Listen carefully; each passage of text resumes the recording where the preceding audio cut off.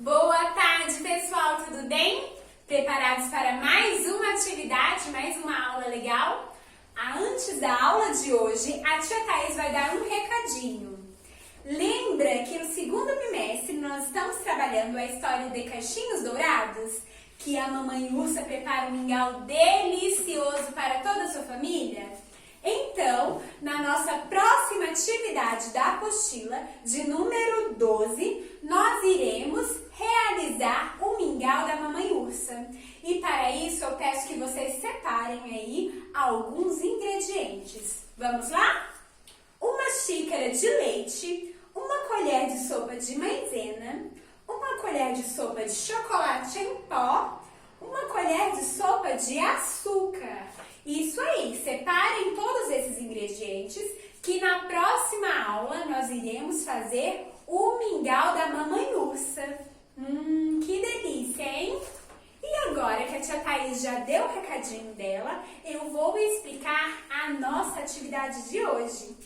Hoje nós vamos brincar. Olha como a tia Thaís está toda fantasiada de São João. Olha que lindo o tema da nossa atividade de São João. Hoje nós vamos fazer uma brincadeira muito legal, que toda festa junina tem. E para esta brincadeira, a tia Thaís produziu uma fogueira.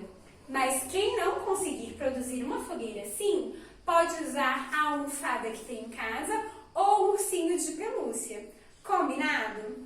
Nessa brincadeira, nós vamos exercitar a coordenação motora e vamos pular. Vocês sabem pular? Então, vamos treinar junto com a tia Thaís. Vamos lá, então?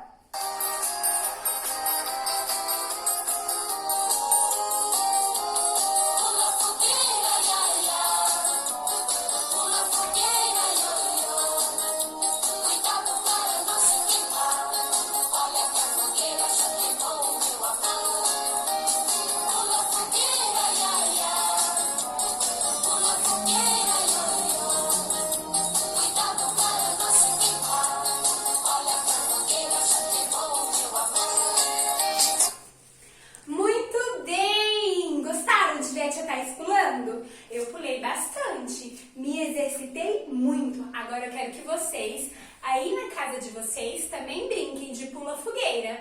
Combinado? Um beijo e até a próxima!